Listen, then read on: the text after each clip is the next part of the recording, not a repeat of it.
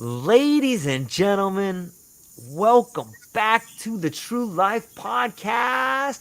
Maybe it's 8 o'clock at night where you are if you're in Hawaii, or maybe it's 8 in the morning if you're in South Africa. But wherever you are, I hope that you are ready to hear a message that resonates. It seems to me that we've been going through some growing pains in our life, and the world is changing. For those of us who have ears to hear and eyes to see, the changes are everywhere. It's in your body, it's in your relationships. And we're going to talk to someone from Mission Limitless today, the one and only Tarryn Ings. Tarryn is the co-founder of Mission Limitless, a sanctuary for purpose-driven, heart-centered souls committed to profound change.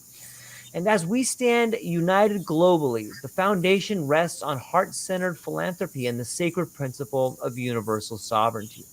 In the vibrant community, they envision the future of business, a harmonious convergence under universal law, driven by a collective mission to serve humanity and uplift Mother Earth and all her inhabitants.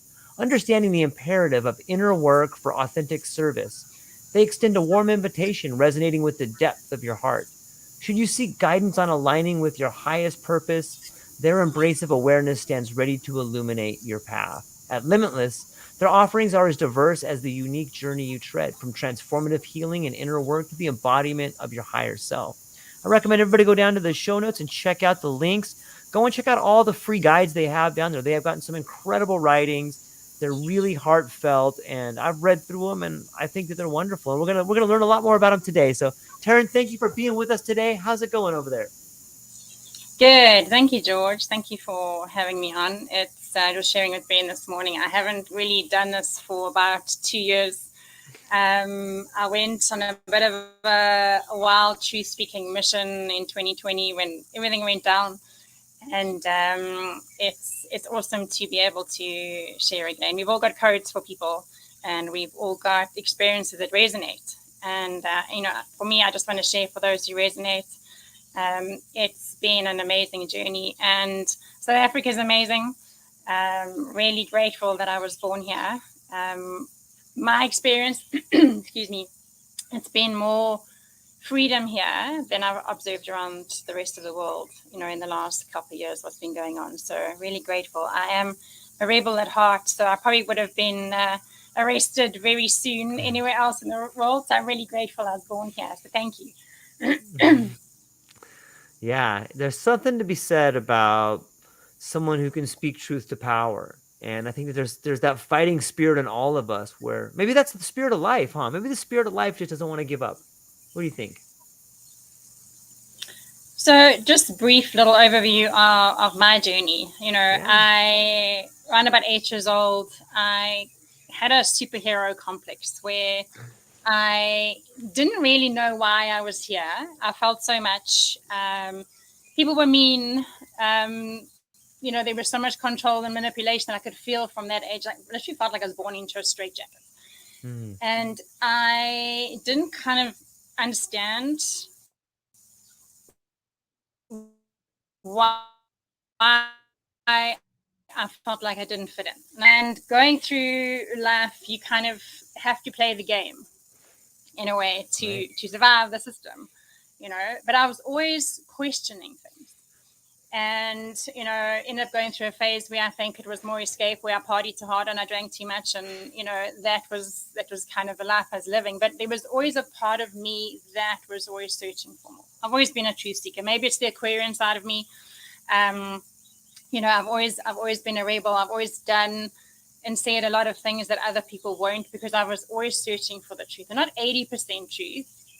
I wanted whole truth. That's what I've always wanted. Became a mom, and in between that time, it was always about searching for energy. I experienced Reiki, I experienced past life regression, I experienced most of the things that is in the spiritual world, but it was always a piece of the puzzle. It was never like, okay, I found everything. And when my daughter was 2, I stumbled across an Illuminati video of what we know goes on. I don't know how I found it. I was horrified. I didn't sleep for a long moment, but this was 11 years ago. And I kind of got to see how dangerous it was when you spoke about that stuff. And I kind of silently prayed and was trying to figure out how we get away from the darkness in the world. Then in 2020, when kind of a lot of true speakers came online, I jumped on the bandwagon. I've been holding this inside of me for a very long time. The other people, they have the awareness, and I just went live every single day for kind of 2 years. In that process of going deeper into finding truth, my life path is 7. So my biggest challenge is trusting myself. And nobody would have thought, but I was probably the most insecure person in the room if I walked in somewhere. I would look like I was fully confident and I could speak well, and I did well with people, and I was really good at sales. But internally, I was always seeking external validation. I was always hanging on other people's words because I couldn't trust me. And when I found these tools and disciplines and realized that our power is within, there's nothing external that would ever give us what we're really searching for, which is that inner connection. We're all God with God. There's nothing external. No one is coming to save us. No one else has better answers for your life than you do. And when I practiced, and it was a process of, the self-love disciplines, and we never arrive anywhere. It's always layers and layers of uncovering. It's never, well, done enough. There, the minute you think that, this whole tidal wave of new challenges and new tests comes in. Are we on? We glitched there for a second. Yeah, I think we're back. Coming from a corporate space, going into, busy, and we've got this competition for who's the most and who's most hectic, and, slowing down and actually nurturing my soul was a challenging experience. Because when I would sit on the grass and just be with nature for 15 minutes, there were 100 thoughts that would go through my head where I should be chasing money, I should be on emails, I should be doing something, where we're human beings, not human doings. And the minute I slowed down and open and receive, which is the feminine energy, because in the system, I don't know if we're still on. Everything's frozen. Yeah, it kind of keeps glitching on us. Sorry, I'm not sure what's going on because everything on my side seems good. Yeah. In the system, we're taught to work hard for money. We're taught to chase. We're taught to force, manipulate, control. Where the minute you slow down and you receive, everything blossoms around you. I was very much in my masculine. Corporate is a masculine dominated space. So, women feel like they need to build their masculine side in order to survive in that space, where the feminine energy is really powerful. So finding that balance too. I mean, we've got a balanced harmonics guide on the website too that teaches you how to bring those energies, because we both have masculine and feminine within us. We are the Trinity. We've got the masculine, we've got the mother, the father, and our inner child. And we've got to heal all of those aspects. And, it's always funny when people are on this, like, I have to find my twin flame. There's this obsession, and they will watch every single reading, and you know what I mean, that there's like this obsession with it, where the twin flame relationship is within. Before Ben and I connected, I was like, I'm done. I'm going to do the rest of my mission on my own. I'm going to build my empire. I'm going to change the world. I'm going to find people. And I was so happy in that space because I'd been practicing the balanced harmonics. I'd done a lot of inner child healing. And when I was like, I'm so happy just being me, that's when, you activate that divine counterpart and a relationship which is supportive and not controlling and non-judgmental. And, holding space and all that kind of stuff, which is beautiful, which is something I'd never experienced before. But it all starts with us. Nurture the Garden of Eden within, and the Garden of Eden then is reflected out into your external reality. And it definitely does work that way. But people have to try it in order to have the experience. And it sounds simple because it is simple. And love is simple. It's only the ego in the system that complicates things. I heard about the I am affirmations 7 years before I ever attempted them. I was like, there's no way something so simple can have such a profound effect. Like, I was like, there's no ways. And then I did it, and I was like, oh my gosh, I wish I started doing this 7 years ago.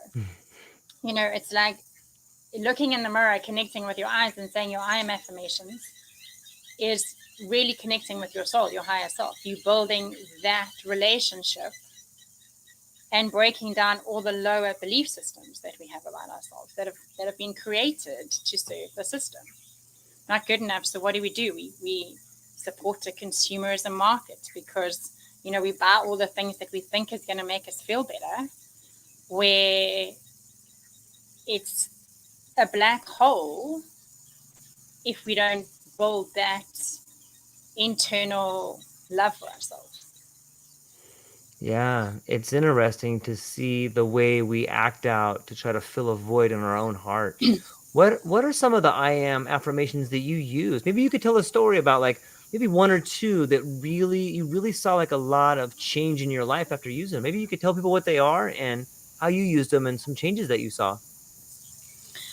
So in the beginning, I really had to get into gratitude because gratitude is the biggest shift. The more you complain, the more you attract experiences to complain about. The more grateful you are, the more you attract things to be grateful for. Okay. And, I did have a complaining mindset in the beginning, a bit of victim consciousness, like blamed everything, the government, and South Africa has that, where it's like the government and they're corrupt and all that kind of stuff. We still have to take accountability for co-creating, the shit show that we live in. Yeah. Because we've all collectively manifested it. So we need to collectively transform it and take accountability that we all bought the story. And we all have the power to change it. And a lot of things only exist in our reality because we focus on them. 3D land only really exists because we give it so much attention. If we all had to put our vision towards New Earth and love and unity and forget about all the stuff that's been going on, we'll manifest it like this. But people are still, moaning about chemtrails or 5G or whatever it is. And the minute you're giving so much energy to something that you don't want, you are actually holding on to it and keeping it in your physical reality. So the minute you're like, well, that doesn't actually matter, I'm more powerful, or that this is what I want, and you give more energy to what you want starts manifesting in your life. And that's just how energy works. Nothing exists without the observer. It sounds like a complicated term, but that's exactly what it is. Whatever you're focusing on, you create more of. You're empowering that. You're feeding it. You're fueling the fire. And,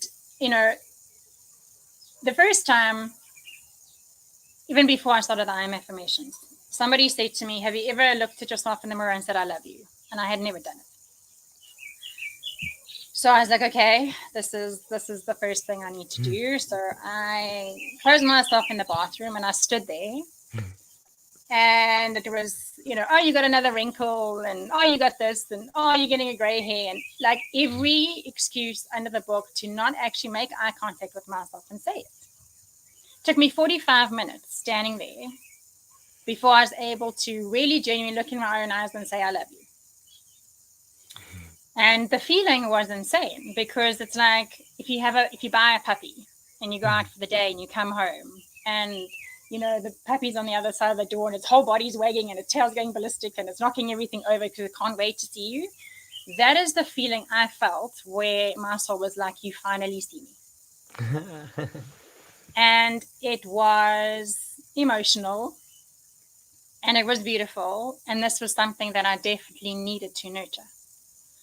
And what I often say to people in the beginning, if they're not sure what I'm affirmations to start with, is what do you struggle with? Do you struggle with worthiness or unworthiness? Then I am divine worthiness. If you struggle with lack consciousness, I am divine abundance. And I always use the word divine because you want the highest frequency of that energy. Not just I'm abundant, but I am divine abundance. So I am, infinite godlike abundance. It does change it. For me, I love the power of 5. So I didn't just say it once, I say it 5 times. Because the first time is kind of not a superficial layer, but the more you say it, the deeper it anchors in, and the more you transform any belief systems. Because your ego will come and say to you, no, you're not. And the more you affirm it, the more the ego kind of gives in. And, there's so much controversial and different belief systems around the ego. It's not our personality. It's not something you can integrate. It's not something you can heal. It's a designed set of lower life-draining belief systems that have been created by the dark controllers for 27,000 years to enslave us, because they cannot, anyone who's sold their soul or in the dark or whatever you call it, they cannot exist above 200. So they have programmed humanity with fear, pain, and suffering to keep them there to feed their system. They cannot reach higher levels. So when you are building that relationship with your higher self, when you are moving upwards from courage and you're going from like 300 upwards, you are safe. When you're in your heart, you're safe. When you're in your mind, you tapped into the illusion. And you literally plugged into the programming device. And the ego is the mind. And people get confused between the brain and the mind. The mind is like a virus that is running in the brain. The ego wants to keep you safe, they say, but keep you safe and comfortable. There's no growth in the comfort zone, and there's no comfort in the growth zone. So the ego wants to keep you comfortable and do what you like, and doesn't like change. Change is the only constant.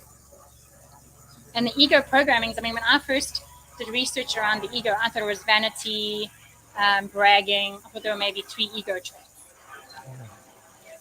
Sorry, I don't know if there's an airplane coming up, I don't think. Yeah, but lack of gratitude is an ego trait.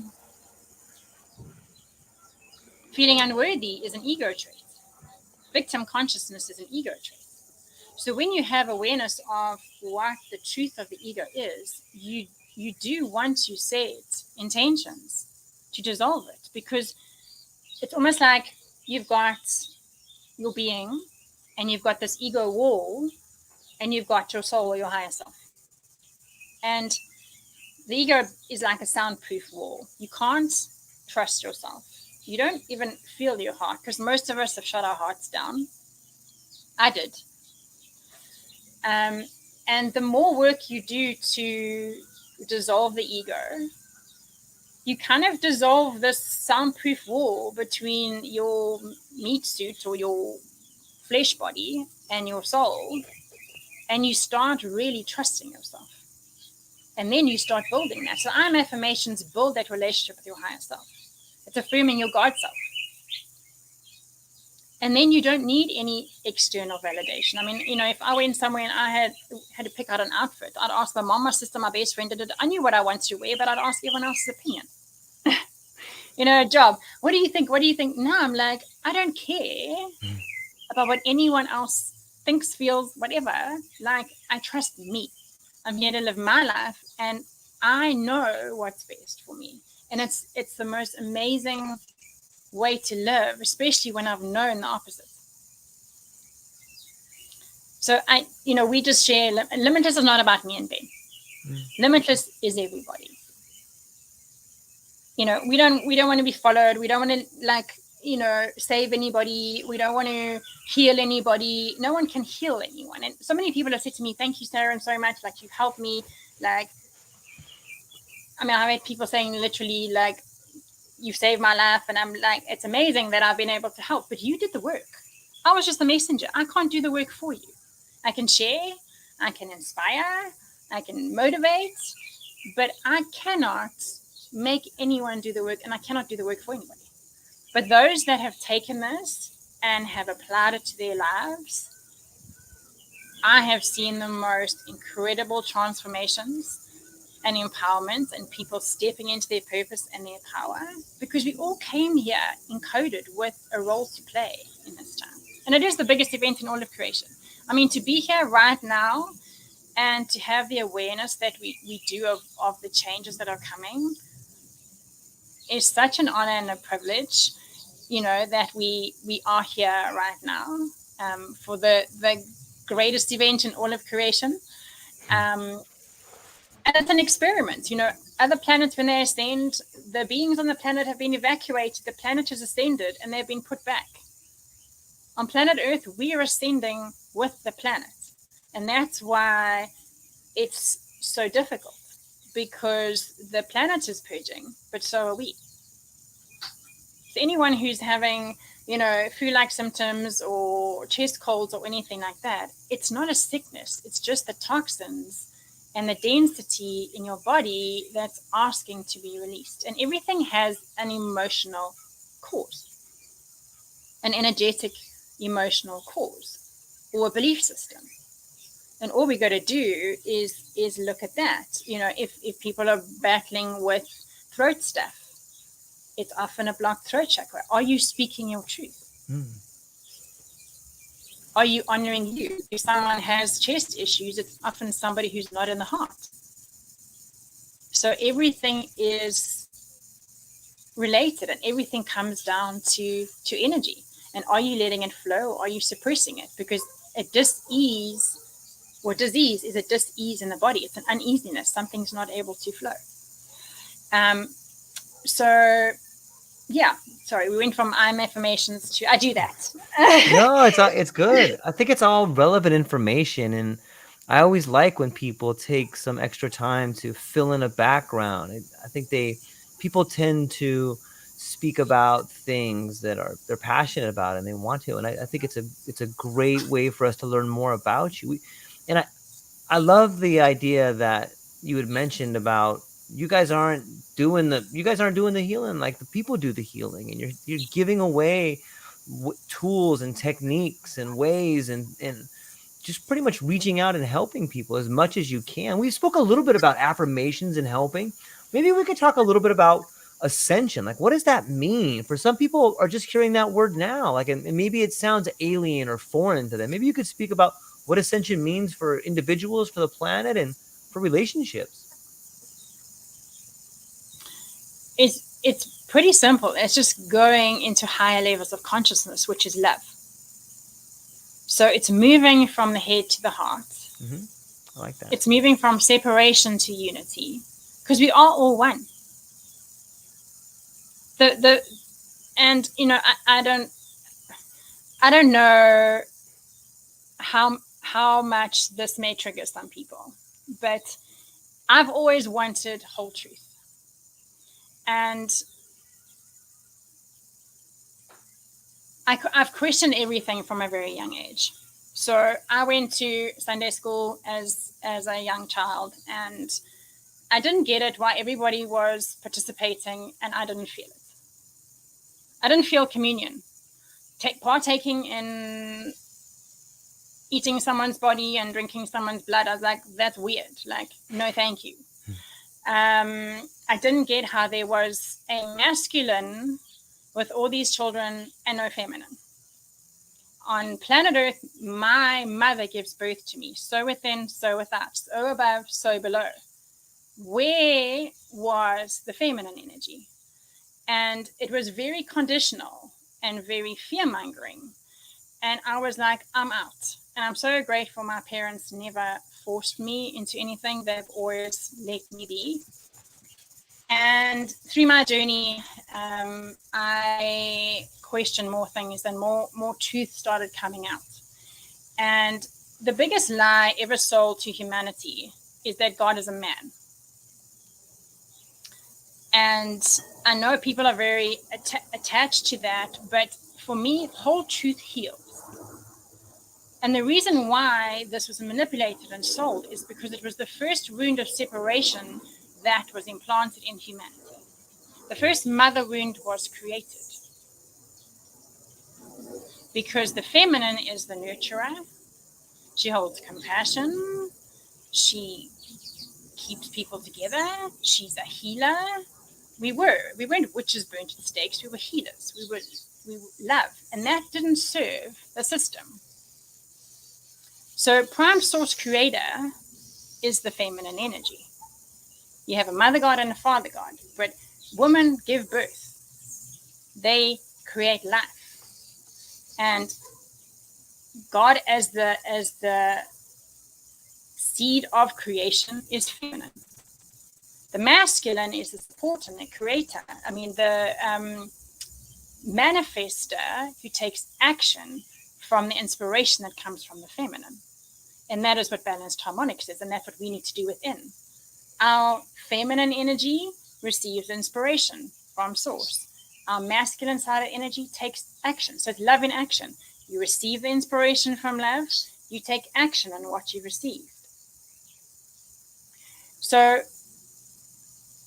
I've been battling this, and I've had huge resistance and all that kind of stuff, but it's fine.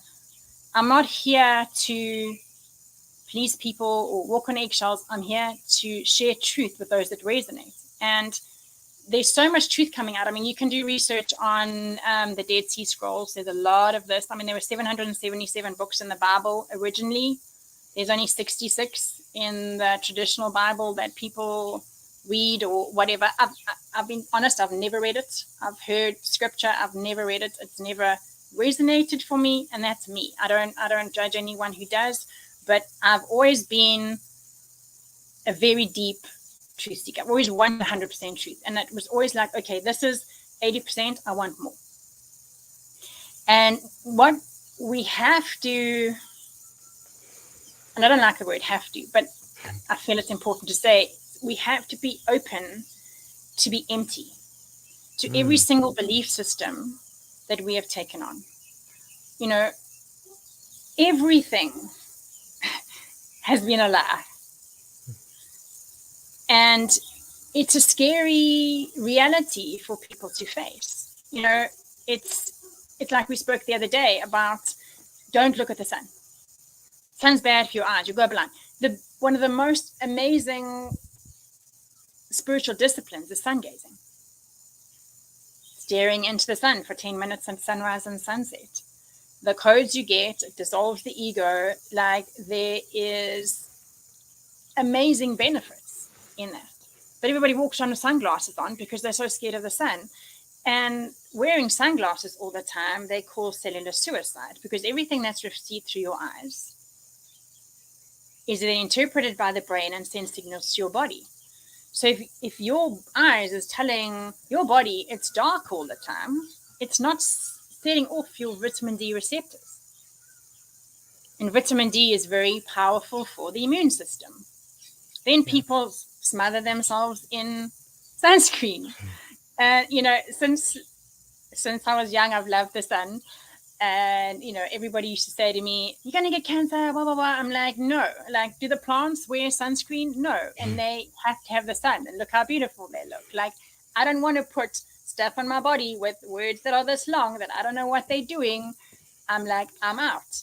And, you know, more and more truth coming out that, you know, it is the sunscreens that are, you know, creating the skin. I mean, we know all the stuff that's busy coming out at the moment, but we have to empty ourselves of every single belief system, because so much of it is not true. And be open to recognizing truth by the way it feels. And it's in our hearts, because our minds will lie. How many times have we had red flags come up in our bodies about business partnerships, relationship partnerships, people, and experiences, or your your peers are saying, you got to do this. And inside you're like, I don't want to do it. And you do. It's the ego mind that is the liar. But if you can move from the head to the heart, make the effort to dissolve the ego, anchor in that heart, it will serve you because you recognize truth by the way it feels. And that's the only guidance we need. We don't need anyone external telling us what to do. We need to purely go by that inner trust. But it takes work. I did the self-led disciplines consistently for 18 months. I had small changes happening in my life. But after 18 months, the most radical shifts in my life I could ever imagine. Because we go to school, we live in a system, blah, blah, blah, for our lives. It doesn't take 5 minutes to undo all that programming. You go to school for 12 years or whatever. You can't do the self-love practices or the spiritual disciplines for a week and think everything is going to change. So, with Limitless, the original goal was, with New Earth coming and the Ascension coming, and sorry, I've gone off topic a little bit again. No, it's perfect. Is we cannot build New Earth with the same consciousness that created the old one. And that was all mind-based. It was all ego-based. It was all in separation.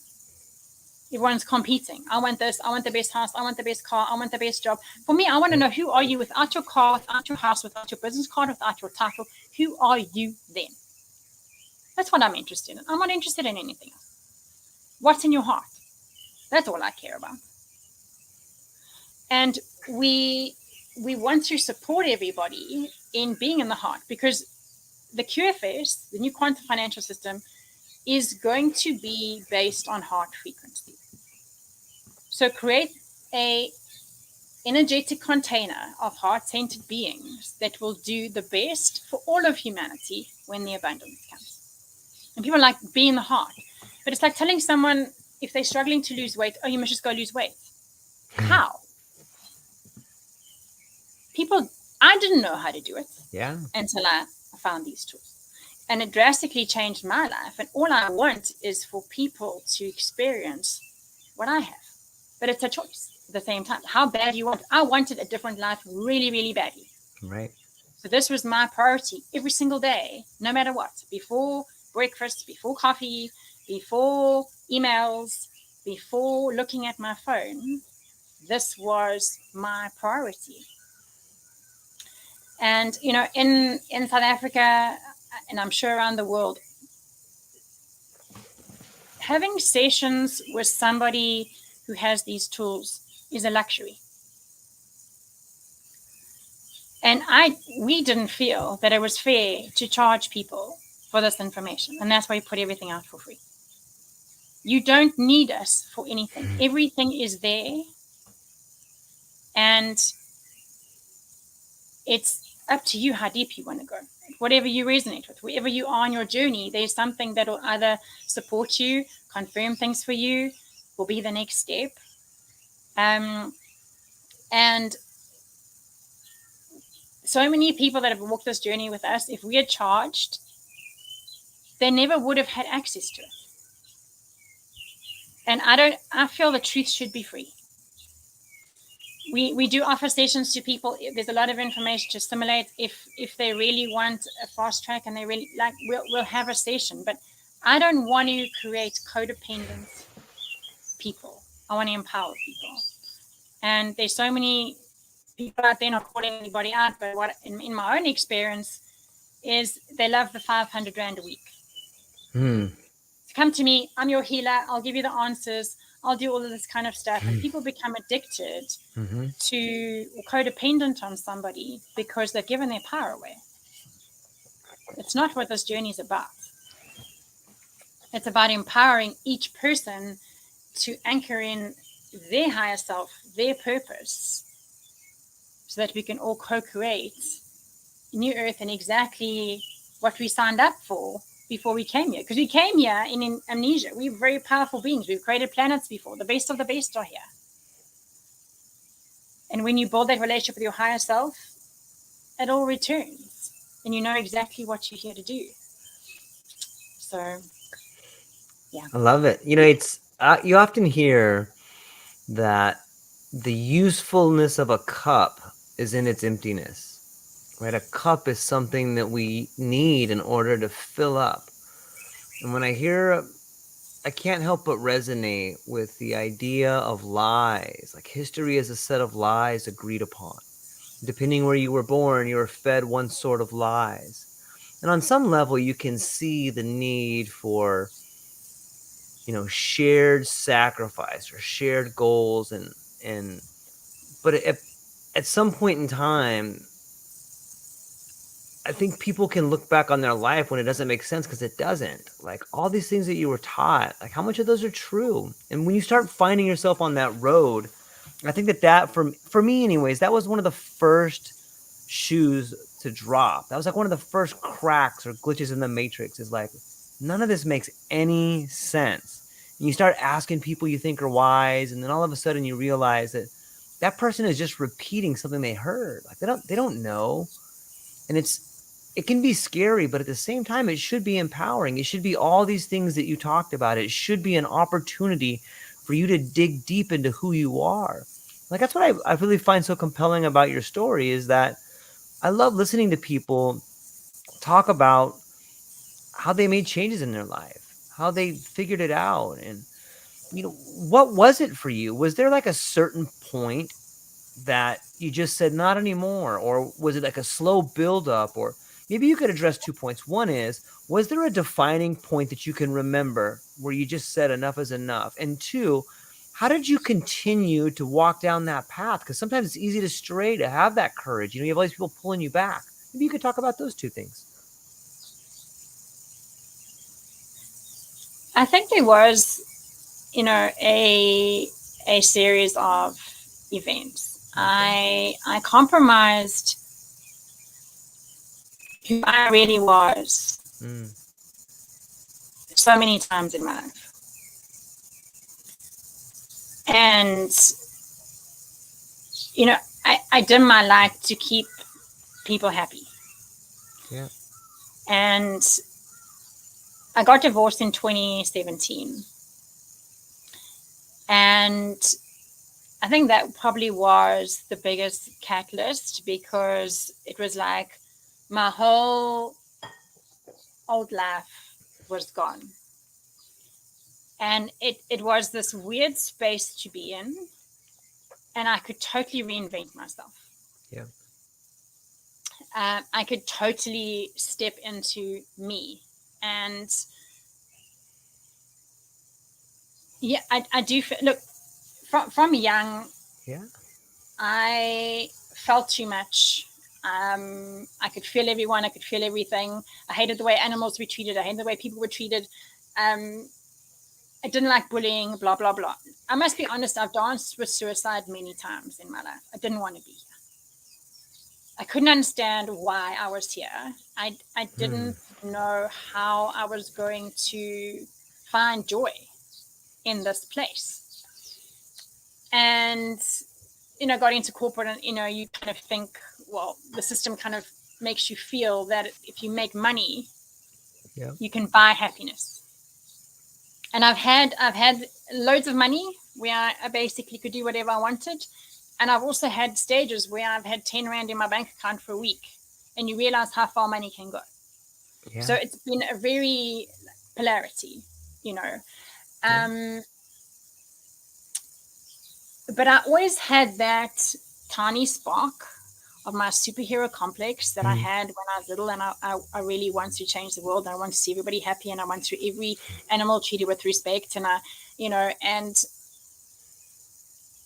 part of me thought it was fantasy, but there would always be something that would keep me going.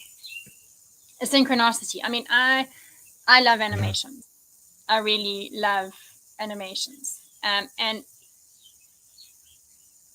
everything is showing you something. And yes, there's the dark side of the programming, but there's so many codes of truth. And, I watched Avengers Endgame, I don't know how many, 5 years ago, whatever. And I got out the movie house and I'm like, do people understand how real this is? Where our family of light come and step in, all of them, this unity at the end and take out the dark forces. I'm like, people just sit here for entertainment. Like, I was like, this is real.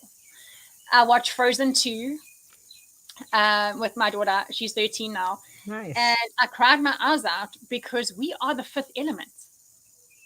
We have the power. It's about recognizing the power within us. And the call that I've been continued to have my whole entire life. Moana, like, huge. Like, I get body light ups when I think of that movie, and that's Mother Earth. That's the Divine Mother. That's the feminine that was stolen. Like, and we've seen what's played out. And I mean, you live in Hawaii, and then there's a story of Ho'oponopono, which I'm sure you probably have awareness of. I'm not sure, but the story behind that is incredible. And then recently we watched Wish, and it's stuff like that that's just kind of kept me going. And earlier, I said I kind of danced with suicide and whatever, but when I found these tools and I started feeling and seeing things and built that amazing trust and learned about the ascension, and there's two timelines pretty much that people are choosing right now. And the timeline really started to split on the 11/11 portals on the 11th of November, because even sacred geometry was hijacked. So you've got the Fibonacci spiral and the seed of life. It's actually the seed of death. That was even hijacked, which was something that I've only learned of recently. And we're moving on to the crystalline spiral. So people have either got doomsday in their heads that the world's going to shit, and that is the experience they are going to manifest for themselves. Or they're those that are super excited to build new earth. And we're not going anywhere. We're bringing heaven to earth. We currently have been living on hell because this has not been a pleasant experience. And as the years have gone, we've seen all the darkness come up. So we are bringing heaven to earth, and we all have a responsibility to co-create that. But it's just been, finding these tools and anchoring my higher self and knowing what I'm here to do and why I'm here and all this kind of stuff was me then going, please don't take me. Like, I'm so excited. I don't ever want to leave. The funny thing is, I was saying to Ben the other day, when we go through the ascension, age is not in our DNA. It's an adopted belief system. We physically do not age in our DNA because we believe we do, and we have this belief system, I'm getting older. Everything that comes out of our mouths, every cell in our body is listening for an instruction. So people are like, I'm broke, I'm sick, I'm tired. Guess what? Your body is responding, and it's going to feel and create those things. Where if you're like, I'm excited, I'm empowered, I'm abundant, I'm excited, your body is going to respond to that. Every cell in our body is listening. So what are we telling ourselves all the time? What is the life that we want to live? But it's those affirmations and all the tools. I mean, the 10 loving actions are one of my favorites. Saying that every single day, you start living, breathing, you start becoming that. And it's just has become a phenomenal way to live. But it's a choice, and most choices are easy to make and easy not to make, or easy to do, easy not to do. You can get up and take 5 minutes and say your I'm affirmations in the mirror, or you don't. But it's how badly do you want this? And everything's based on intentions. What I've observed with people is if they take a piece of paper and they're like, oh, I'm just doing this for the sake of it. I'm just reading the 10 Loving Action codes, and they don't feel it. The intention isn't, this is who I want to be. It doesn't really make much difference. Where if people are all in and they feel every word and they're literally bringing it into who they are, you don't need to take a long time to see the transformations. It's all down to, but everything's down to intention. Even, if people with money's good, money's evil, whatever. Everything works through intention. The intention behind everything will influence the outcome. And I put a post out the other day, and it's Navy SEALs time. It really is. It is Navy SEALs time. When I started sharing this stuff 4 years ago, I was like, we don't really have time because the world is shifting so fast. Now we really, really, really, really don't have time. Because in January next year, it's big changes. Big, big, big changes. And if people are fence sitting, they're really going to have to jump. Because it's only going to get more intense, more confusing, more challenging for those that are hanging on to the old that doesn't really exist anymore. It's only belief systems. And that's why emptying ourselves of belief systems and like a clean slate, that empty cup we spoke about, it's so important. Because if you're attached to belief systems,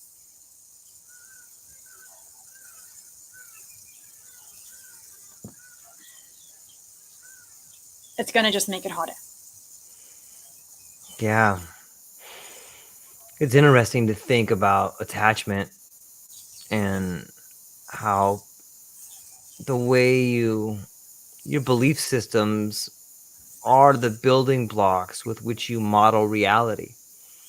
And it's true to think about what is possible if you're willing to believe. It's one thing to say things that you want to do in your life, but you have to believe that you're not only you can do it, but that you're doing it right now, and that you've always had the choice to do it, and that you chose everything that's happened in your life has been a choice on some level. We are the sum of our choices, right? And if it's, I think for me, and some people that I know, that's a tough pill to swallow, because we've been conditioned to feel like victims for a long time. We've been conditioned to think that things just happen to us or whatever. But the truth is, we are the summation of our decisions. And if that's true, it may be disheartening at first, but it should also be exciting, because that means that you have your destiny in your hands. And it's interesting to see. I think a lot of people have noticed this sort of quickening, when you speak to this idea that I think on January 20th is when we really move into the house of Aquarius. And how Pluto moves into Aquarius. Is that what happens? Yeah. And that's going to be the catalyst of the big change. Astrology plays a massive role. Right. And I've heard all sorts of things. It doesn't matter, astrology is evil, blah, blah, blah. It's not. Like, all of those planets are within us. Like, we may be a certain star sign, but we have all of those aspects within us. So within, so without. We are the tree. You cut us open, our lung looks like a branch of a tree. The veins that run through our bodies are like the rivers on planet Earth.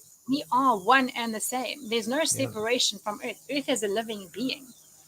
And, in my journey, I've always wanted to be in service to the planets or to people or to animals or all sentient beings. And I did a lot of, river cleanups and all of that kind of stuff. I studied water for 4 years. And what I realized that you can clean up the planet as many times as you like. But until you get people to love who they are, Hmm. nothing's going to change.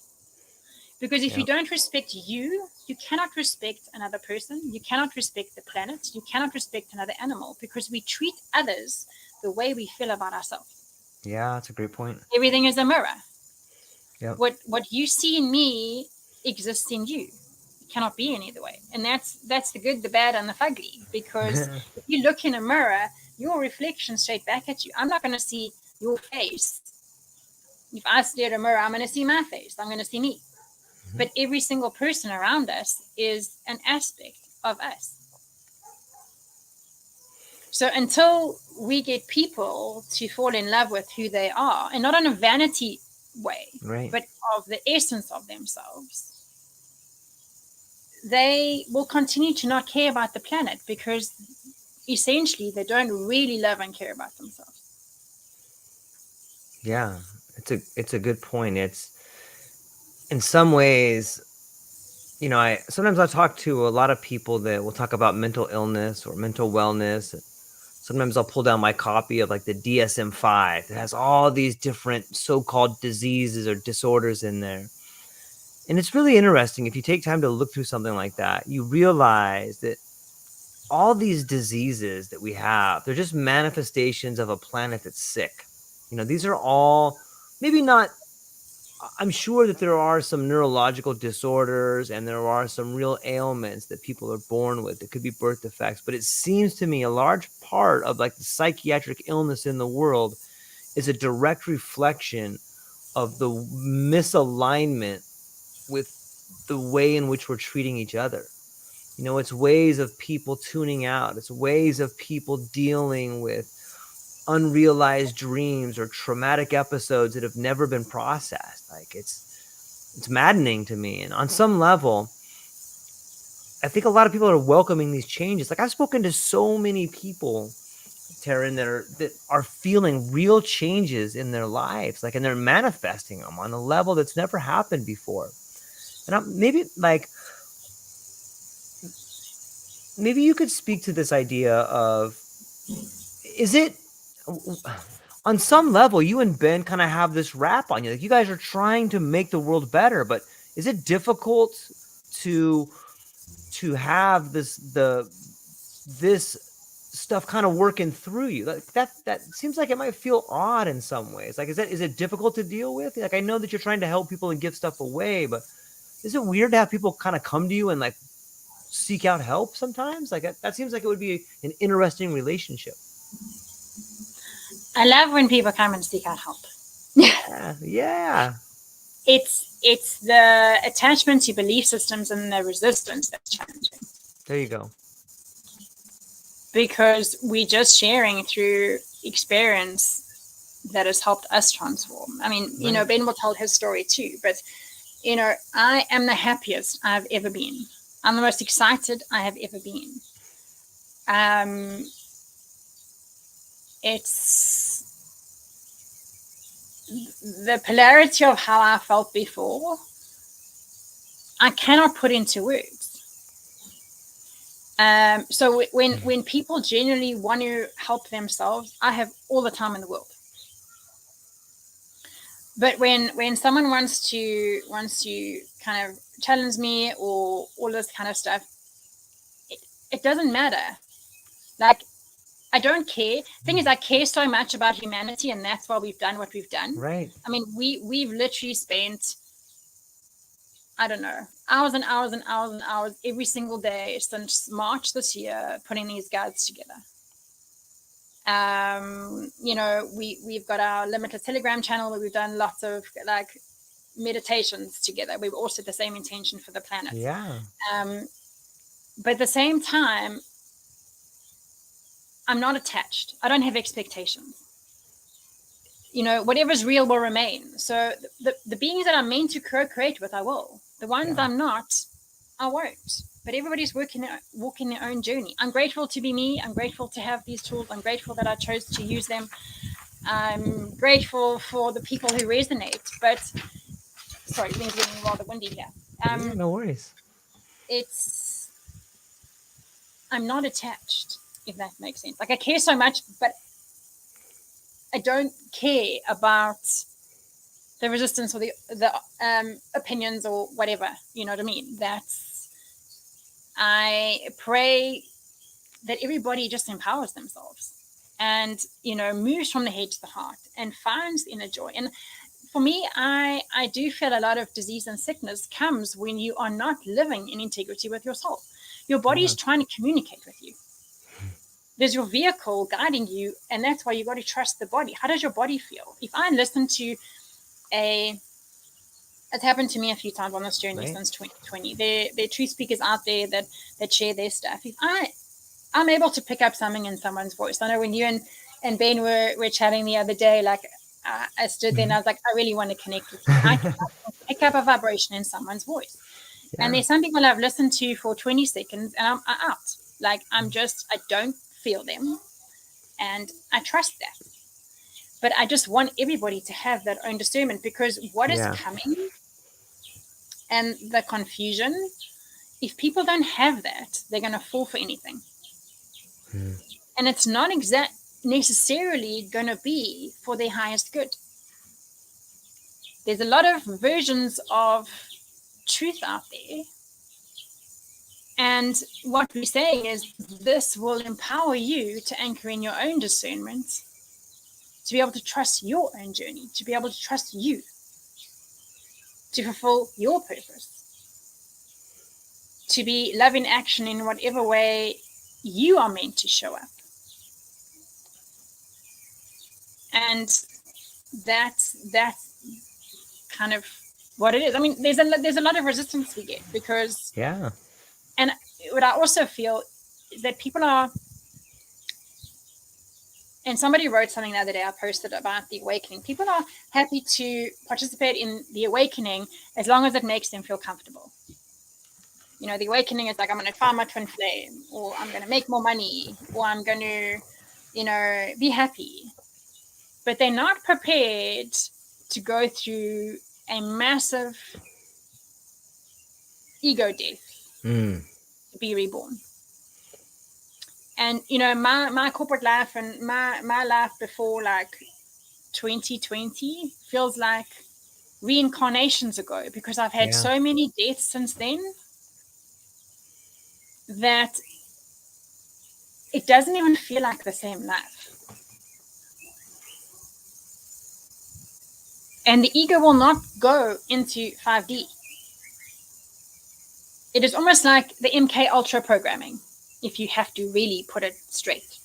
They've done all the experiments in the brain. We were never supposed to have two hemispheres of the brain. Our brain is supposed to be a uni-brain. The experiments that they did on humanity and like all of that kind of stuff separated the two hemispheres, the left and the right. The right is the creative, the left is the logic. We run our brains on the left side. Our right brains are taking over. Our left brains going into the ascension. We're going to have one whole brain. There's not going to be the separation. But where the resistance comes in for us sometimes is where people have still got certain belief systems that they're hanging on to. And because we challenge that, because I do feel we have emptied our cup significantly, there's always still things that I'm like, okay, well, I can't have attachment to that belief system. Like, I've got to be totally open. But it's like, I have my safety net and I don't want you rocking it, where you have to literally be able to be free and be able to expand as far as you can and not have those attachments, because love is infinite. Love doesn't have rules. And it's the unknown. And that's what we're moving into. We're going to be co-creating in the present moment. And that's all we really have. The past doesn't exist. The future doesn't exist. All we have is right now. What we said 5 minutes ago is gone. And that's where love in action comes in, because we have to be present in order to get that inspiration, to get the synchronicities. If I'm washing dishes, for example, and a message comes in, or my higher self says to me, you got to phone so-and-so. I won't continue washing dishes. I will dry my hands. I will pick up the phone and I will phone that person, because that's where the alignment of the magic is. So if you can live like that, excuse me, Yeah. then it's where you're in a continuous flow of magic. But the ego goes, no, I'll do it later. Or I don't feel like it right now. Or, I don't feel like speaking to anyone. It's not about us. We are vessels that are here to serve a much bigger picture. Yeah, it's interesting too. I love the idea of co-creation. And I think anybody who takes time just to think about that word, or anybody who finds themselves in love with nature or an artist of some sort, or anytime you're doing something you're passionate about, I really think that you can begin to flirt with this idea of co-creation. It often seems like something is creating through us. And I like the term vessel that you use. I speak to a lot of different writers, and one of the things I always ask them is, can you tell me about your writing process? And so many of them say something similar in that, oh, George, I felt like something was writing through me. And I think that part of moving in the future and understanding the present moment is understanding that we're always co-creating with a force bigger than us. We don't really have the words to describe it right now, but I think we're on our way to figuring out what that is. And that's the flow state. It's this state where you're moving harmoniously through life and you are feeling as if you're one with everything around you. I'm hopeful that more people can begin to have that, because it's a wonderful feeling. It's in some ways, once you have it, there's a little bit of sadness because you realize for how long you've disliked yourself, or you've been fed these ideas that you're not good enough or you're not strong enough. And these things stay with us for so long. And a lot of times it might have been something our parents did that stays with us for the reason we don't like ourselves. But it's all kind of coming into focus now. It seems like to me. What do you does maybe you can what do you think is, if we can agree that the best predictor of future behavior is past relevant behavior, and we're beginning to see these signs of a more harmonious life moving forward, what do you think are some of the things we can expect to see maybe next year and in the following years?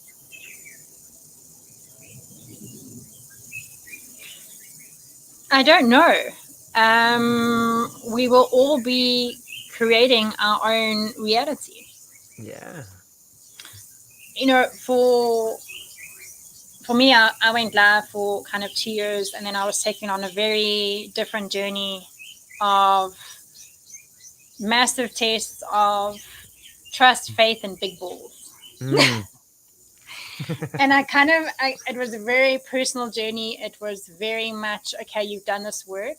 Mm-hmm. Now, let's see what you got. Now the test. And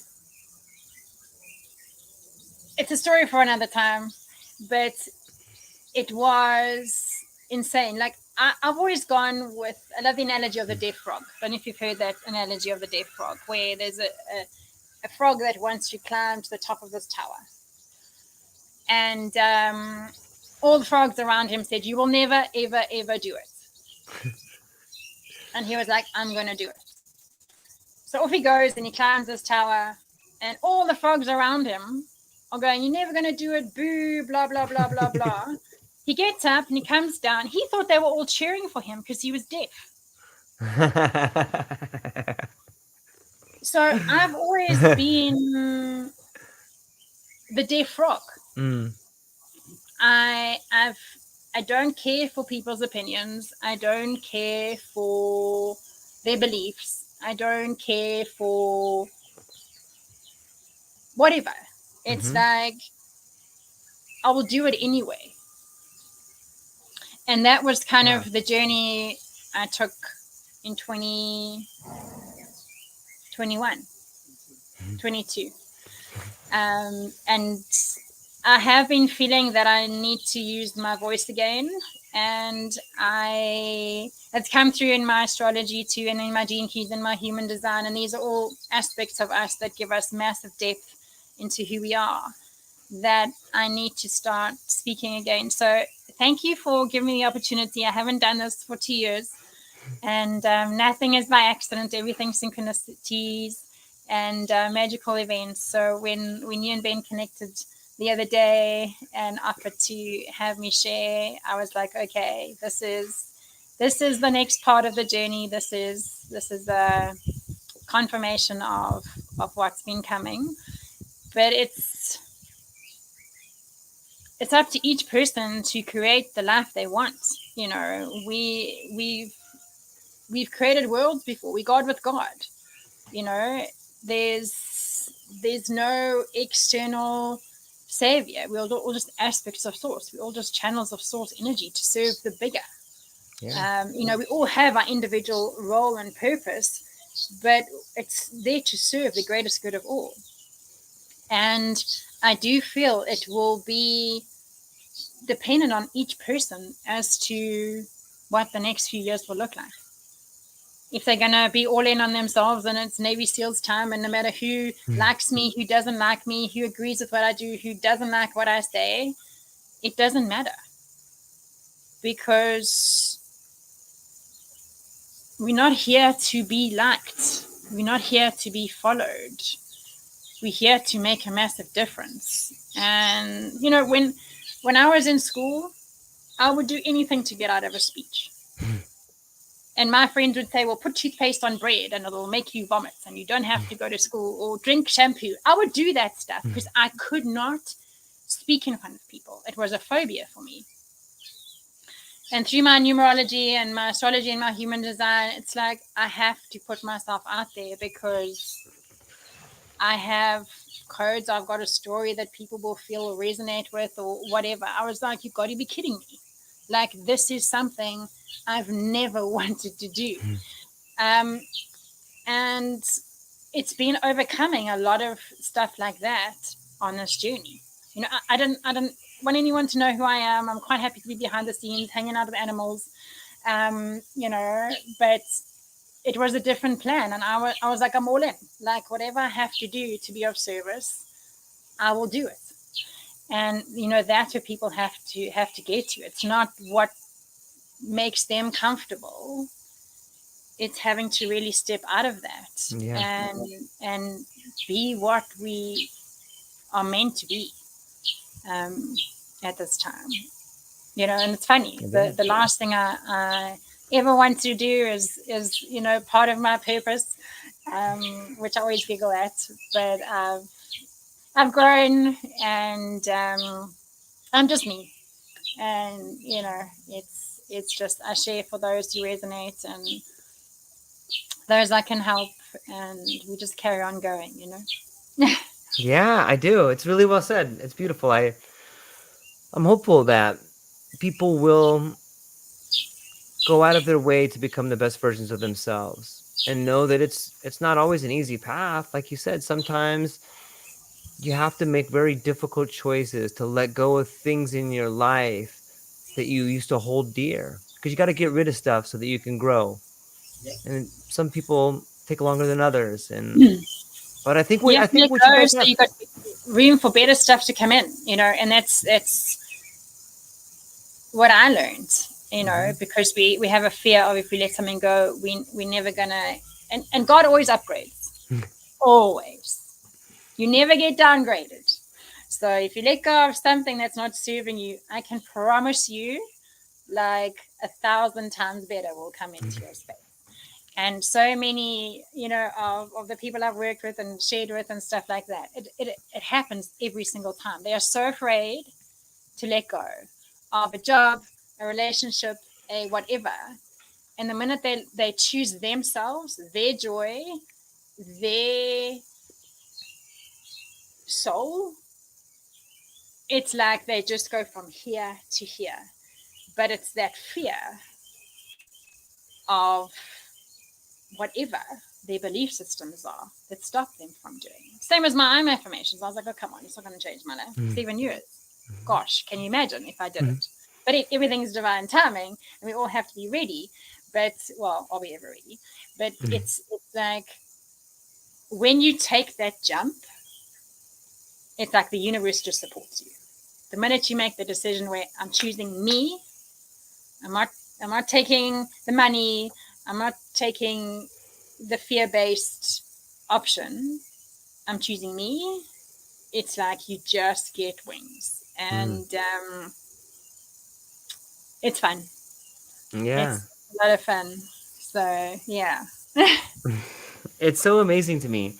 But Taryn, this is amazing. I feel like we've already blown through an hour. Like it feels like we just kind of began our conversation. So, but I'm gonna talk to Ben tomorrow, and then I'll probably have you both back, and we'll answer some other questions. And I'm really thankful, though. I'm really thankful that you were you were vulnerable and told things about you that maybe some people wouldn't share. And I think that that's important. I think that that is the way in which we get other people to become the best versions of themselves, is by telling honest stories about who we are and the things we've conquered and why we've conquered them, and the difficult parts about conquering them. And I think we did that today. I really appreciate it. And although we just scratched the surface, people listening, you should definitely go down to the show notes and check out missionlimitless.org. I think is the links down below. And there's so many guides down there. Once you begin to see what Tarryn and Ben have put together, just read through them, and it's really beautiful and poetic in some ways, and life changing in others. If you can really read some of these things and find something that resonates with you, I think you could find something in there that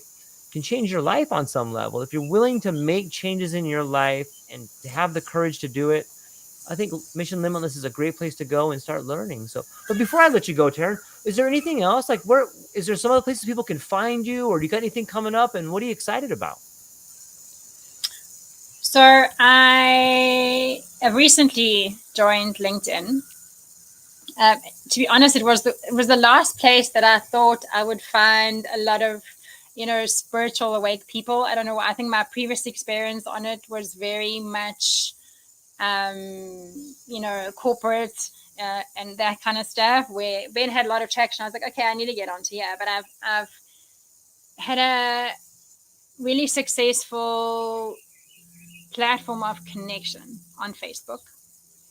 We're on, Instagram and stuff. I don't really resonate with that platform. And we've got a Telegram group where we've got a lot of people that are practicing this work, share their stories. When we do our meditations and all that kind of group stuff, it's on there. But yeah, where to from here? Let's see. Present moments, big dreams. Want to change the world. Everybody says to me, "What do you want to do?" I'm like, everything. For me, it's conservation. It's influencing so many industries in the positive. One of my passions is the schooling system. I took my daughter out of school 3.5 years now. We had an email saying that they're going to bring in this transgender curriculum, and I was like, I'm out. I sent the school the email. I'm like, you will not be seeing my daughter again from Monday. It's non-negotiable. I'm not giving you notice. And we homeschooled for 8 months, and now she's unschooling, if you can say that. She's very passionate about animals, does her own research. She's been earning money working with difficult horses because she has a real gift with earning their trust. And that's what she does every day.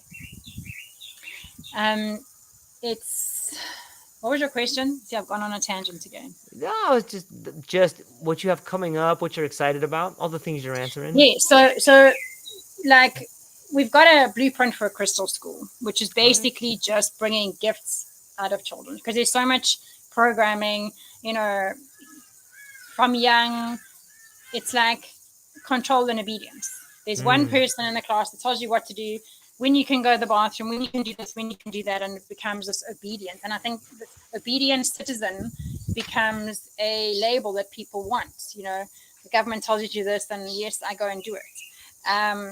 And we should be creating leaders. We should be enhancing natural gifts. So one of the things that we want to do is create crystal schools where we bridge the gap between the older generations, the grandparents, and the parents and the children, because so much wisdom is being shoved in an old age home and left, where that wisdom, whatever that passion is, could be brought back into, and those are the teachers. Yeah. So if it's woodwork, if it's gardening, if it's animals, if it's painting, if it's creating things, if it's music, they have the freedom to have wisdom shared, that they can be that. Because there's too much separation everywhere. And, conservation's one part. It's influencing industries. It's so much. But I'm not attached. I've all these intentions, but I'm open to whatever. If I'm called to go and do work in Peru, I guess that's where I'm going. You know what I mean? If it's, I'll just show up. Yeah. And follow the synchronistic events, and that's how we know we're on the right path. And wherever there's resistance, it's not the way. We can't force doors open. We have to just go where life is flowing, because that is the correct path for us. We can't make something happen. And I also feel you touched on the mental wellness part. The ego mind is dissolving in the high frequencies of love that are entering the planet. The KP index, the solar flares, all that kind of stuff. It's literally burning everything away.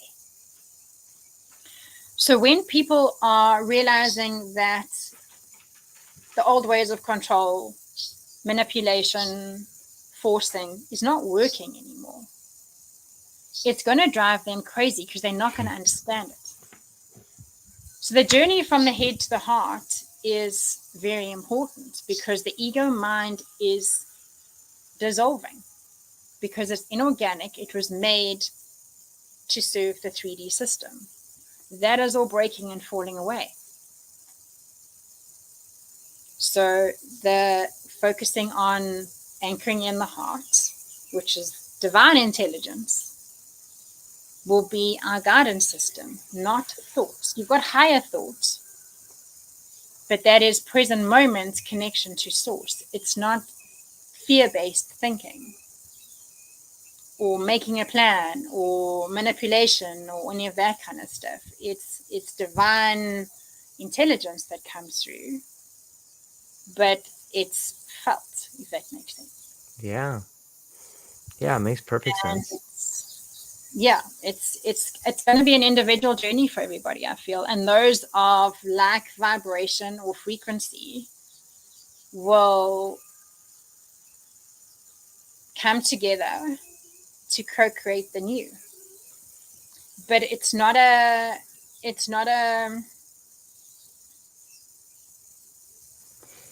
consistent thing.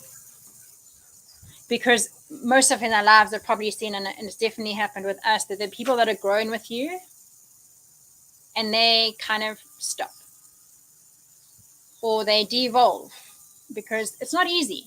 They kind of go back into old patterns and old ways and all this kind of stuff. And then you continue to be consistent, you continue to grow, and you elevate in consciousness, frequency, embodiment, whatever you want to call it. Not that I've arrived in any shape or form. But those people that don't want to continue fall away. And that's where the non-attachment comes in, because there are people that we thought were going to play massive roles in our space going forward, and that's changed.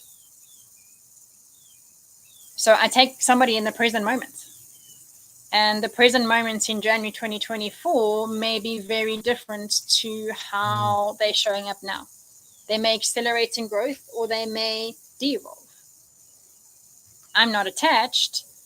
All I'm focused on is me and making sure that I can handle what's to come, because that's my best service.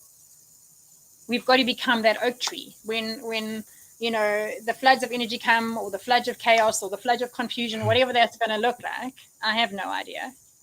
We have to be those oak trees that people can grab onto the branches and kind of go, okay, because people don't realize that consciousness is contagious.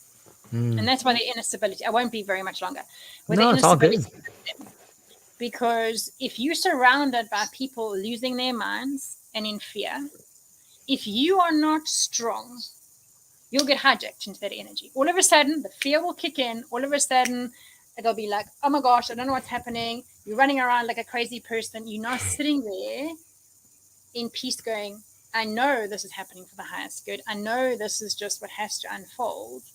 And that's where that inner strength has to come in. And that's where we need to be those lighthouses of stability, so that we can influence people into a state of peace and out of a state of panic and chaos. Yeah. Because I do feel it's going to get wild in whatever that looks Yeah. like. It has to. Something massive has to happen for a big shift to take place. Because what's been happening over the last 4 years hasn't been a big enough catalyst. And I don't know how crazy it has to look for more people to go, oh shit. Okay, what is going on here? Yeah, I don't know. Yeah, nobody does. No. Nobody does know, but it's amazing to see the build up to it. You know, no one would have predicted the COVID situation, and I think that was a big wake up call for a lot of people. Like, I think people got to see, like, what the hell am I doing with my life? I just get up and I go work for these people. They don't care about me, and I leave my family, and I send my kid to this place and my parents to this other place, and then I leave. Like, for me, like, that was a giant wake up call. I'm glad that it happened. On some level, I can't help but think it wasn't meant to happen. Like, you know, when you start looking back on events in your life, you're like, oh yeah, of course that happened. Like, that was a huge catalyst. Like, that woke a lot of people up. And in some ways it separates. I mean, we got a good look at who some of the fighters were and who are some of the people that need help. You know, and I hope people look at it like that. Look, there's a lot of people that need help, and we got to see the fighters, and we got to see the people that were not going to take it anymore, kind of lock arms and start looking for each other in a lot of ways. And I'm looking forward to the next crisis or catalyst, whatever comes our way. It's welcoming. Yeah. It definitely is. Yeah. Definitely is. I think that was kind of where the first split almost happened. Yeah. And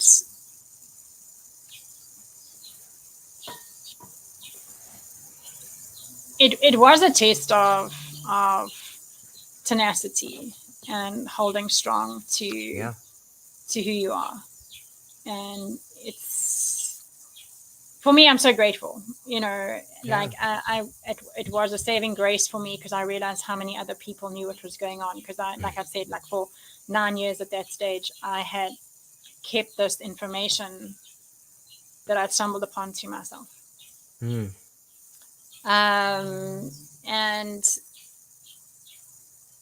it was such a relief that there were other people that were on the same mission.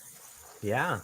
And of course, you know, when I found out the truth of what Trump was fighting, and I'm like I'm not into politics or anything. I couldn't be bothered, but just the role that he was playing. And of course, everything's backwards. You know, he was made to look like this and that and whatever. Everything's a mirror. But it was awesome to know that something so big was being addressed, and there was an intention to overturn it all. And I think, as much as I never wanted to be a out there speaker, the passion that was inside of me, I couldn't not be a part of it. I couldn't not share it, especially when I knew there were others doing the same, and I wasn't crazy. I want to ask you, do you know the story behind the Ho'oponopono, the Hawaiian prayer? I don't think I know it. Can you share it with me? So there was a psychologist. I don't know the exact 100% story, but a psychologist who went to a mental asylum to work somewhere in Hawaii. And he'd done a lot of inner work, and he understood that we are all connected. And this mental asylum was packed, and he never saw a single patient. He looked at their files and their photos, and he read everything that was wrong with them, and he basically took accountability for where those energetics were inside him. And he forgave those people and he healed himself. Without seeing a single patient, they shut that asylum down. And the prayer simply is, I'm sorry. Please forgive me. Thank you. I love you. Mm. And that is something that you can say towards yourself, or you can say towards anybody else who has done something against you or whatever. I mean, I have used it often in my life, but that's what he did. He took accountability for those energetics that were inside him, because we all carry the same consciousness. Yeah. You know, no one's arrived, no one's ascended. The ego is still going to be on the planet until the last person has fully embodied, which is going to be a few years, I feel. This is not going to be something that is just going to like poof. It's going to be butterflies, unicorns, and rainbows. It's a transitionary process. But it was a profound story, and you can do a bit of research on it. But I just thought it was interesting to share because you're living there. It was quite a few years ago.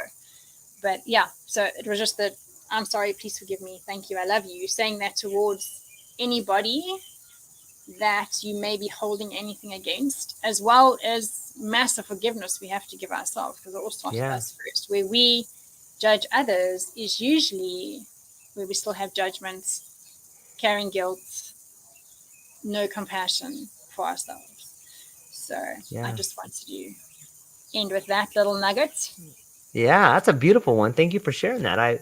I'm gonna have to do some more research on it, but I think I can already incorporate that into my day. So I feel like I got to learn a lot. It's amazing. It's always cool to get to talk to people and learn and share some stories and walk away a little bit better. So, ladies and gentlemen, I want to invite everybody, go down to the show notes, go check out Mission Limitless, reach out to Tarryn, reach out to Ben, and look forward to some beautiful things happening in your life. But more than that, if you feel called to become a better person, know that you're not alone, and it's going to take some work, but you're strong enough, and life is better on the other side if you're willing to have the courage to do it. So, Tarryn, hang on shortly afterwards because I still want to talk to you briefly.